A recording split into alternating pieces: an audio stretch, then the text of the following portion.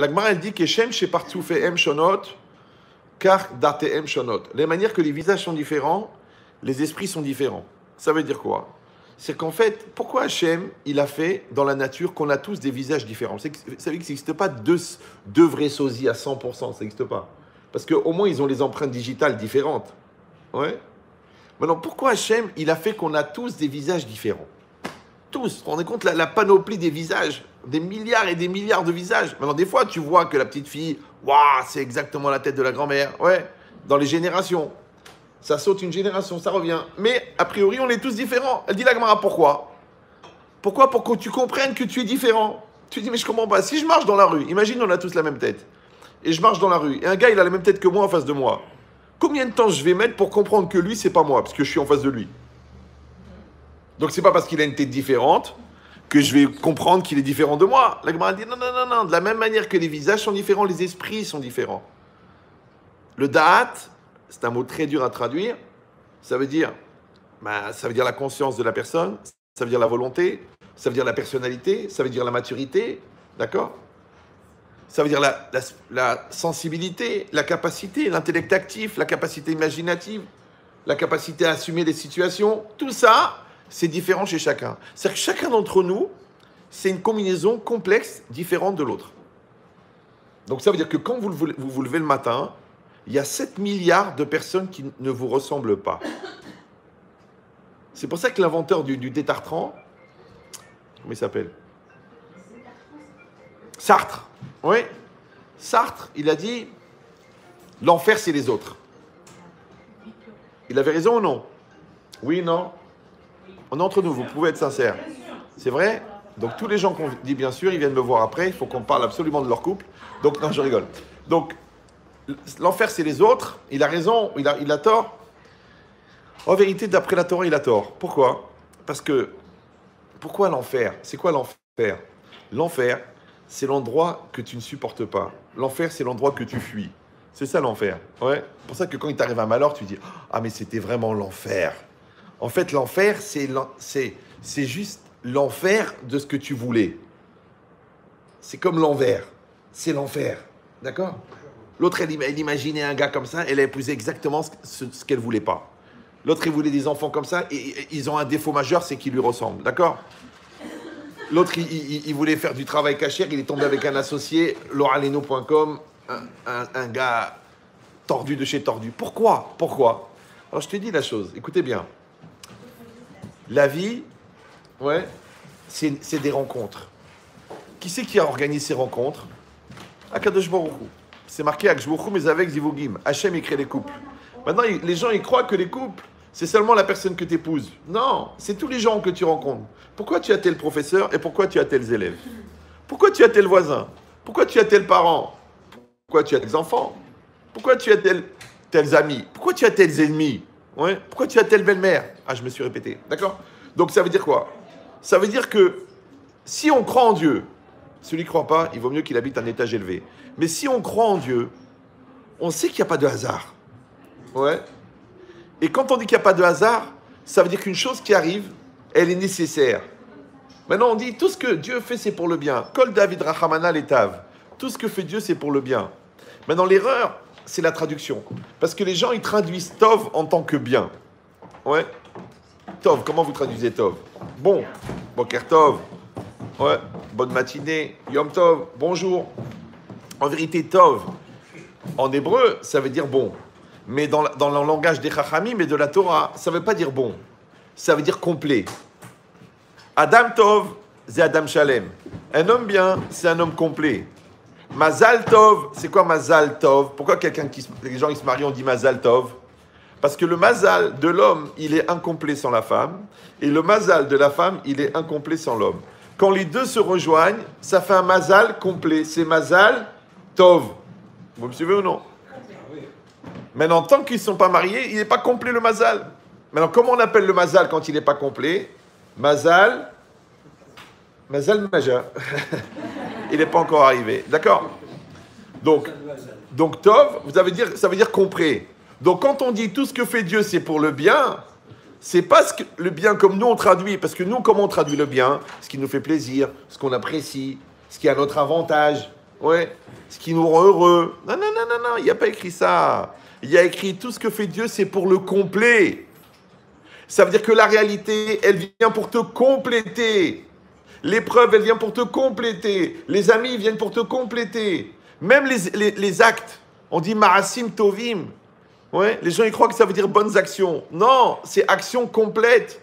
Parce que si ta mitzvah, elle contient une avéra, elle n'est pas complète. Ouais. Si ton business, il contient une escroquerie, il n'est pas complet. Si ton éducation, elle fait des enfants complexés, c'est pas tov, c'est pas complet. Ouais. Ça veut dire que tov, ça veut dire complet. Maintenant, le problème, c'est que pour devenir complet, ça fait pas toujours plaisir. Vous me suivez ou... Ouais. Ça fait pas toujours plaisir. C'est que ta femme, elle te complète. Par exemple, le menteur. Il épouse une femme qui ment jamais, il va devenir fou. Ou une femme qui ment plus que lui. Il devient cinglé. Ouais. Mais les deux, ils se sont rencontrés. Maintenant, c'est un vendeur, c'est un bagou, c'est un... Ouais, une mitraillette d'amour. Et elle parle pas.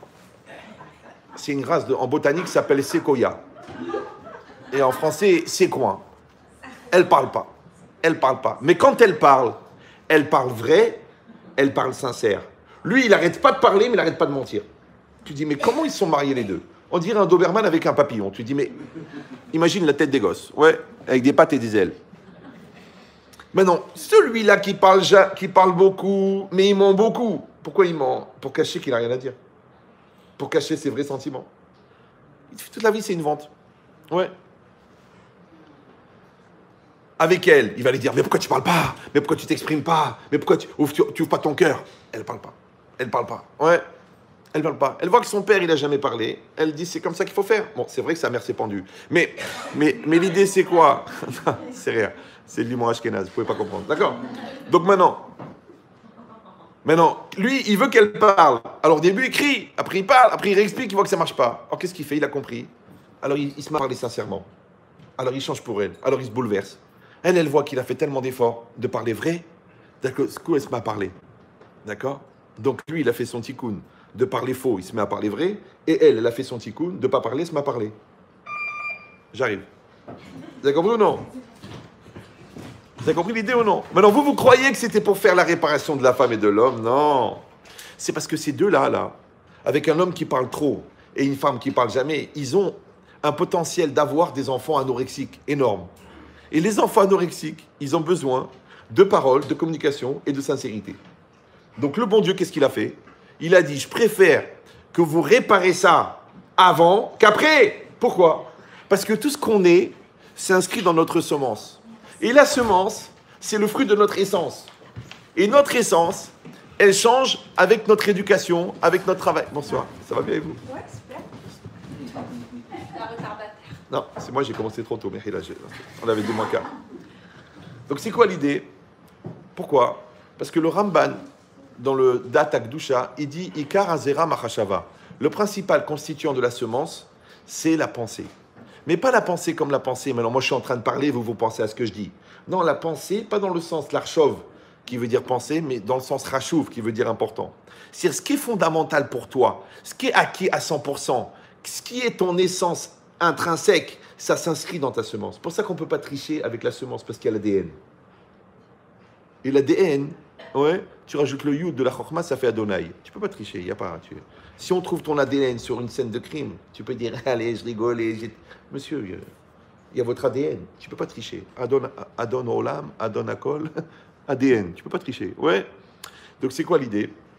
C'est que la semence, elle contient ton ADN. Ah, tu dis, d'où ils savaient les rabbins? Or le Ramban, d'accord? Il a dit que la semence de l'homme, elle est faite de la même nature que le sang et elle est constituée d'éléments extrêmement petits et que chacun d'entre eux contient toutes les caractéristiques physiques de la personne porteuse de cette semence ou de ce sang. Ça va toujours? Alors je rappelle, pour les gens qui pratiquent le cerf-volant, que là, le Ramban, il a donné la définition de l'ADN. Le seul problème, c'est qu'il a vécu en 1114. Vous me suivez ou là? Parce que Sod Hashem Le'Iriav, le secret de Dieu, il est donné à ceux qui le craignent. Et si vous allez dire, ah, c'est un peu tiré par les cheveux, comme dirait Bruce Willis, oui. Mais un jour, si vous vous promenez en France, vous allez à Montpellier. Et quand vous allez à Montpellier, vous demandez l'ancien quartier juif. Et bizarrement, l'ancien quartier juif, il est là où il y a la faculté de médecine de Montpellier. Et quand vous rentrez dans la cour de la fac de médecine de Montpellier, il y a une statue du Ramban. Boal Sarah. Vous avez compris ou non? Et la faculté de médecine de Montpellier, c'est la seule faculté dont le diplôme est reconnu aux États-Unis sans équivalence. Restez calme. Pourquoi? Parce que c'était la première faculté de médecine au Moyen-Âge. Ça va toujours? D'accord? Écoutez bien ce que je vous dis maintenant. Et cette faculté, vous pouvez trouver sur Wikipédia, cette faculté, elle a une caractéristique un peu spéciale. C'est que pour apprendre la médecine, il fallait parler hébreu. Pourquoi? Parce que tous les enseignants, c'était des rabbins. Maintenant, mettez-vous dans le Moyen-Âge. Le Moyen-Âge, ça veut dire l'khra de l'khra. Ouais?